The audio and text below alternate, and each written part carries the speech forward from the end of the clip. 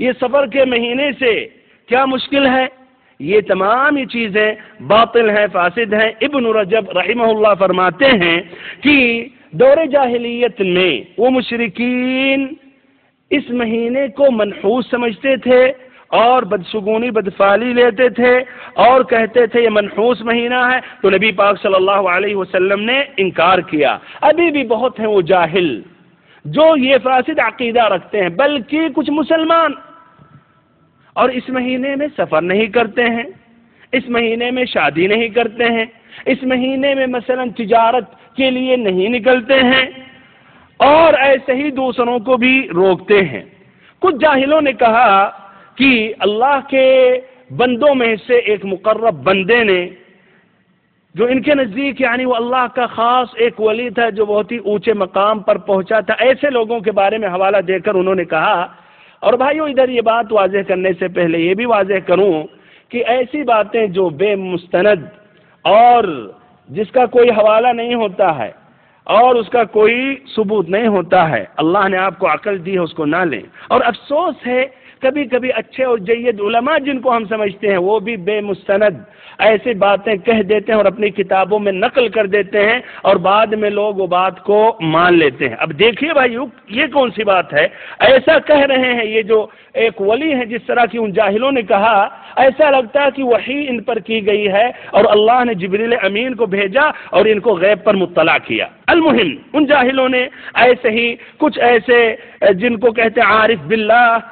ان کے متعلق نقل کیا کہ انہوں نے کہا، ان حضرت نے، ان بزرگ نے کہا کہ ہر سال میں 3,20,000 مصیبتیں نازل ہوتی ہیں، اور یہ 3,20,000 مصیبتیں جو آخری 4 شنبہ بدھ کا دن ہوتا ہے اس مہینے میں، اسی دن میں نازل ہوتے ہیں۔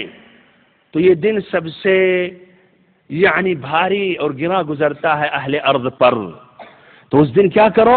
دیکھیں ایسے ہی ہوتے ہیں جاہل اور جن کو یہ کہتے ہیں اللہ کے اولیاء، اور اللہ کے اولیاء ایسے ناممکن ہے کہ وہ ہوں۔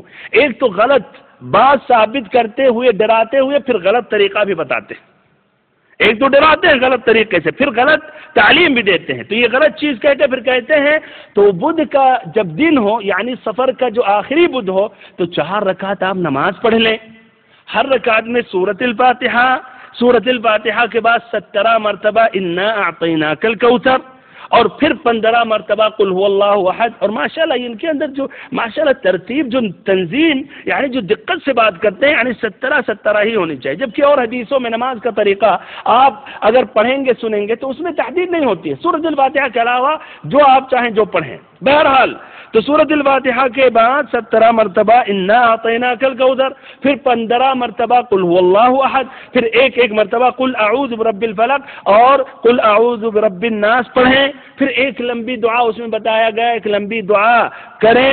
پھر اس دعا کے اثناء میں ہے کہ اے اللہ میں الحسن رضی اللہ عنہ اور حسن کے بھائی اور ان کے دادا اور ان کے باپ ماں اور ان کے بچوں کے راز سے سوال کرتا ہوں۔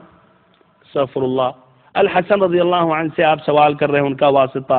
ہم اللہ کے بندے ہیں، اللہ سے ہم سوال کرتے ہیں۔ ہم الحسن نہ الحسین کے بندے ہیں، بلکہ نہ ہم نبی محمد صلی اللہ علیہ وسلم کے بندے ہیں۔